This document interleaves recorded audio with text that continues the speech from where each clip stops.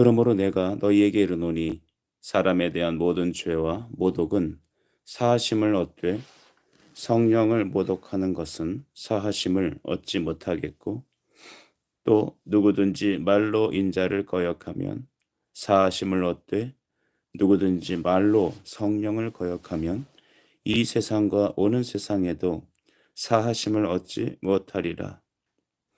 나무도 좋고 열매도 좋다 하든지 나무도 좋지 않고 열매도 좋지 않다 하든지 하라. 그 열매로 나무를 아느니라. 독사의 자식들아, 너희는 악하니 어떻게 선한 말을 할 수 있느냐? 이는 마음에 가득한 것을 입으로 말함이라. 선한 사람은 그 쌓은 선에서 선한 것을 내고 악한 사람은 그 쌓은 악에서 악한 것을 내느니라. 내가 너희에게 이르노니 사람이 무슨 무익한 말을 하든지 심판날에 이에 대하여 신문을 받으리니 다 직습니다.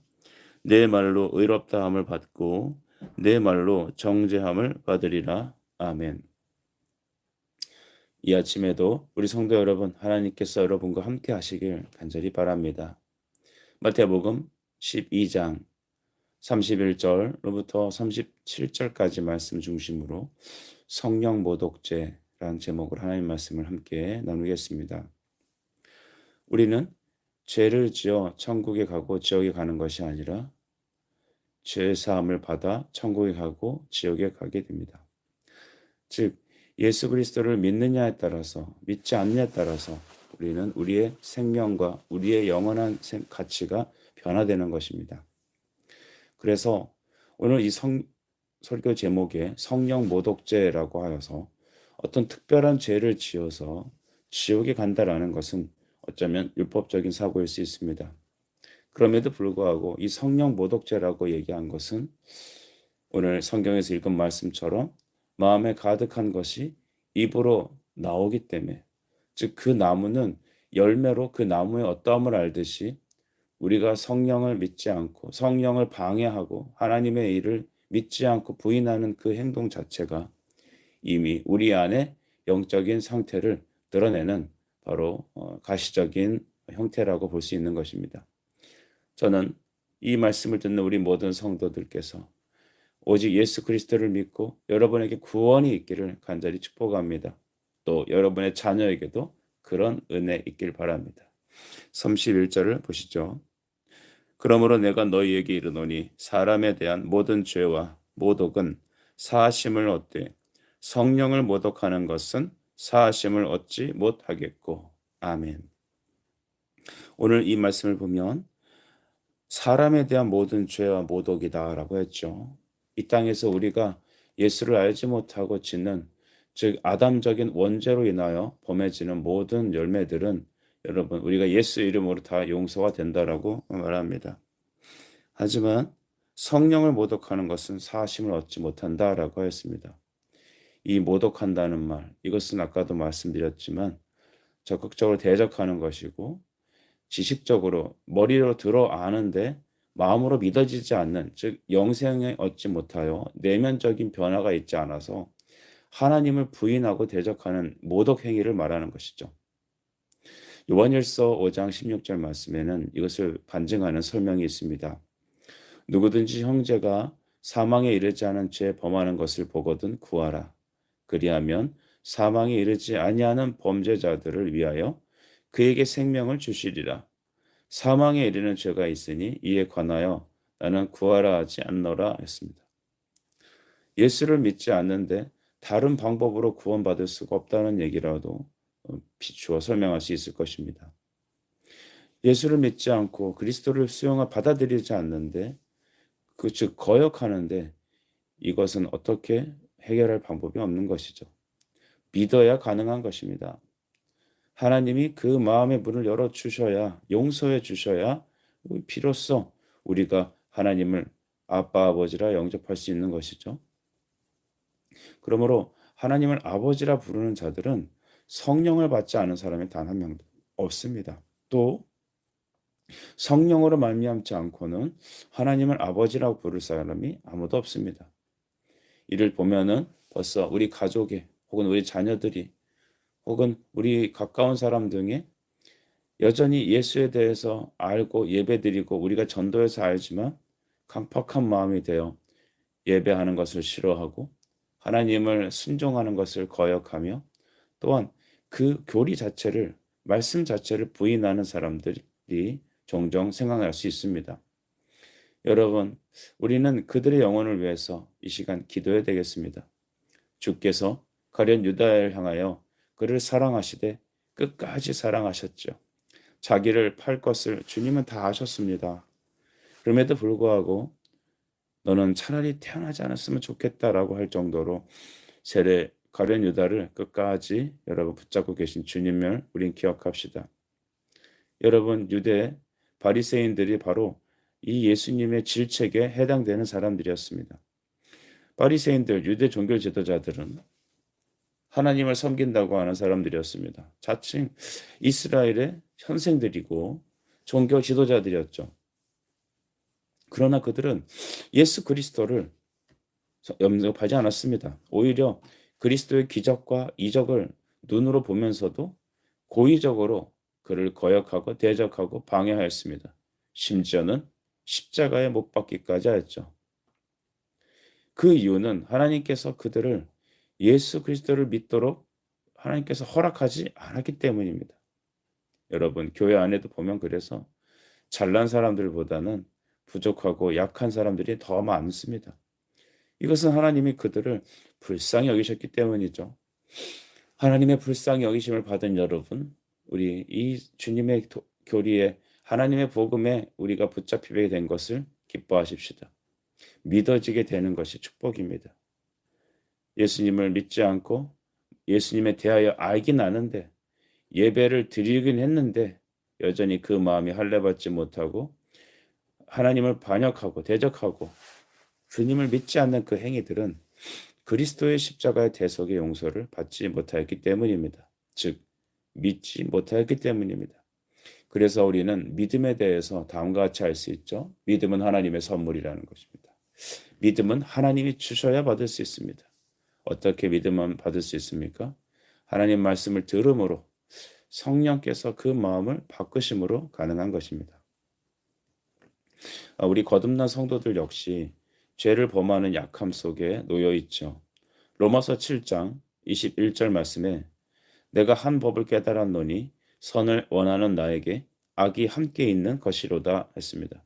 내 속사람은 하나님 법을 즐거워하지만 내 지체 속에 다른 한 법이 내 마음의 법과 싸워 내 지체 속에 있는 죄의 법으로 나를 사로잡는다고 바울은 애통하고 있습니다.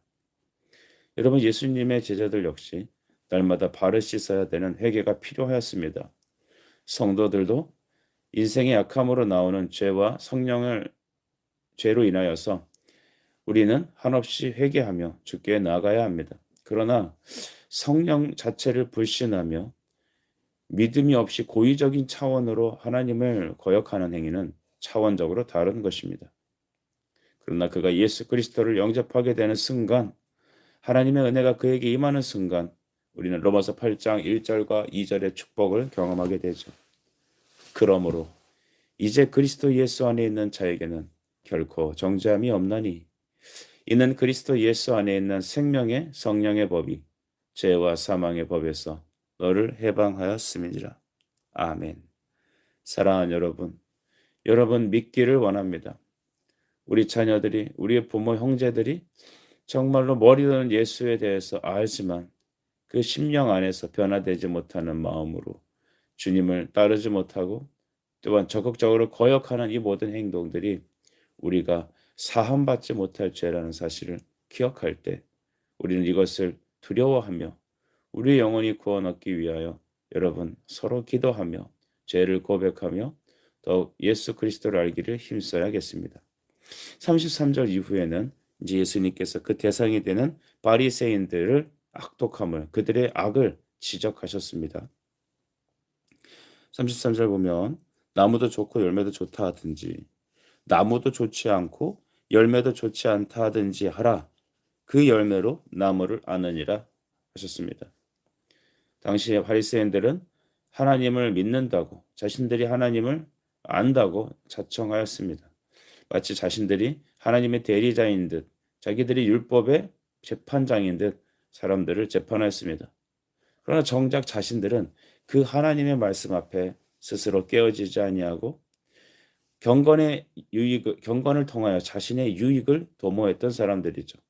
과부의 재산을 가로채고 또한 다른 사람들을 판단하고 스스로는 외식을 떨며 정작 회칠한 무덤과 같이 그들의 속 마음을 썩고 죄사함을 받아야 될 존재지만 오히려 다른 사람들도 예수님의 진리에 나가지 못하게 방해하고 자기들조차도 들어가지 않는 서로 망하게 만드는 그러한 역할을 감당했던 것입니다. 우리가 왜 헛똑똑이란 말들을 종종 쓰지 않습니까? 똑똑한 것 같은데 정말 어리석은 것, 여러분 바리새인들입니다. 우리 목회자들이 그러지 말아야 될 것입니다. 여러분, 그래서 저 같은 목사들을 위해서 여러분이 꼭 기도하셔야 되지 않습니까? 우리는 신앙생활 오래 하신 분들이 더 깨지기 어려운 것 같습니다. 여러분, 우리가 이 바리새인들처럼 그 악함 속에서 나오기도 싫어하고 나갈 생각도 안 하고 다른 사람도 못 나오게 만드는 그런 죄의 오염 속에 빠져 있지 않기를 간절히 바랍니다. 말씀을 듣고 성령의 회개의 역사, 영적 부흥의 역사가 날마다 우리 속에 일어나길 바랍니다. 바리새인들은 예수님에 대해서 악한 말과 대적을 일삼았습니다. 그들도 역시 예수 그리스도의 기적을 몸소 보기도 하고 또한 듣기도 하였습니다. 하지만 그들의 할례받지 못한 마음, 견고한 그 마음은 좀처럼 깨지기가 힘듭니다. 원인이 무엇입니까? 그들의 속에 악이 총궐했기 때문입니다. 악이 가득하여 하나님의 말씀을 거역했던 것이죠. 그래서 말씀을 들어도 그리스도의 이 복음을 듣고 기적과 이적을 보았어도 하나님은 그들에게 성령으로 그 악한 마음을 열어주시지 않았습니다. 여기서 우리는 구원이 절대 하나님의 주권 속에 나온다는 사실을 깊이 알아야겠습니다. 어떤 사람이 상처받아서 교회를 안 나오는 것, 어떤 사람이 신앙생활하다 무슨 일이 있어서 신앙을 포기한 것처럼 보이죠. 그러나 그것은 실상 그렇지 않습니다. 실제로는 그들이 바로 하나님께서 그 마음의 문을 여시기를 허락하지 않으신 것입니다. 그럼 누구에게 허락하고 누구에게 허락하지 않습니까? 불공평한 것 아닐까요? 여러분, 우리가 무엇이길래, 우리가 누구이길래 하나님을 대놓고 신란할까요? 우리 예레미야 18장 말씀을 보신다면 거기에는 여러분 토기장이 비유가 나오죠. 토기장이가 그 토기를 구워서 그걸 귀히 쓸 수도 있고 그거를 또 버릴 수도 있습니다. 그것은 토기장의 주권 안에 있죠. 우리가 다 토기장이신 하나님의 손 안에 있는 그런 사람들입니다. 하나님께서 무조건적인 사랑으로 구원하시는 자가 있다면 하나님은 또한 내버려 두는 사람도 있습니다.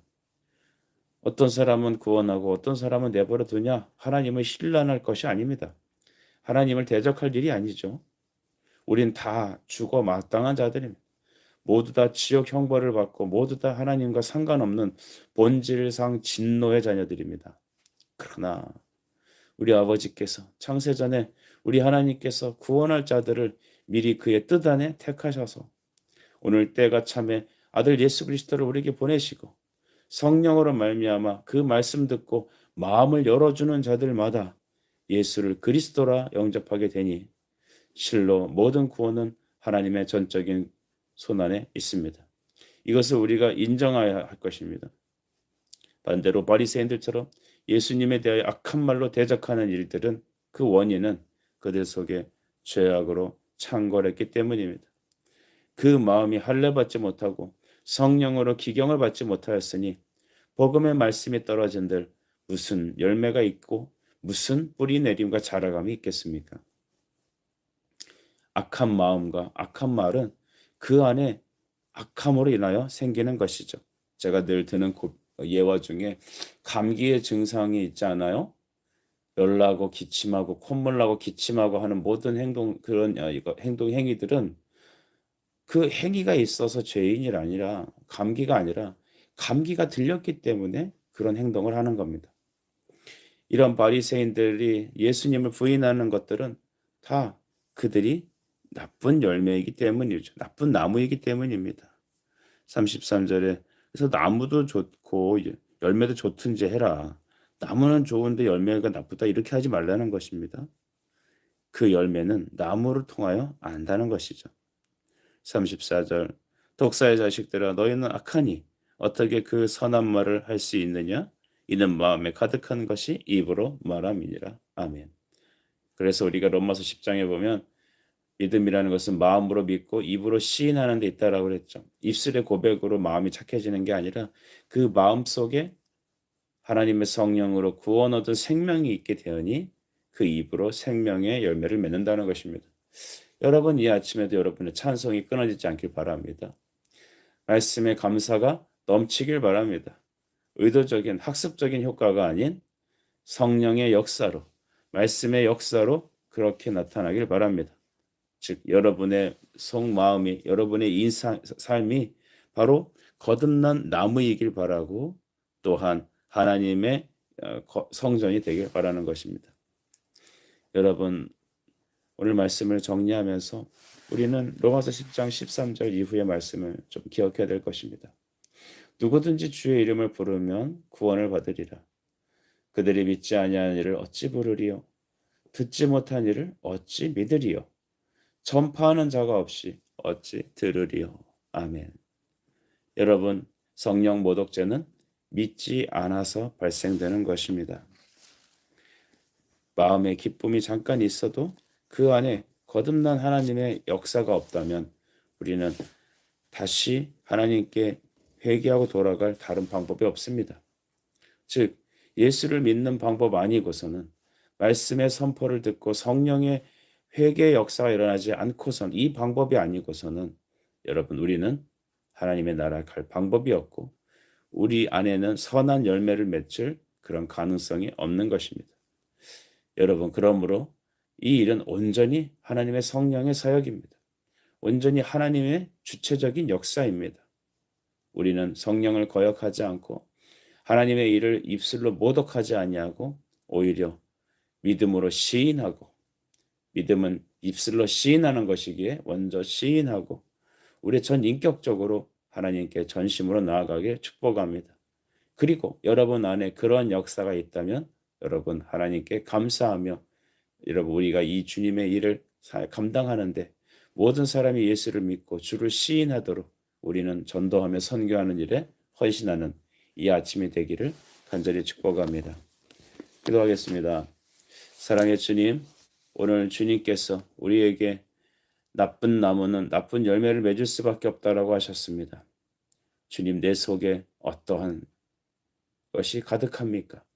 내 안에 있는 악은 예수 그리스도의 이름으로 다 정죄되고 입술을 통하여 내 삶의 열매를 통하여 드러나는 것이 오직 예수 그리스도가 되기를 간절히 원하오니 주의 성령 이 아침에 우리 모든 성도들에게 또 오늘 이 종에게 함께하여 주옵소서.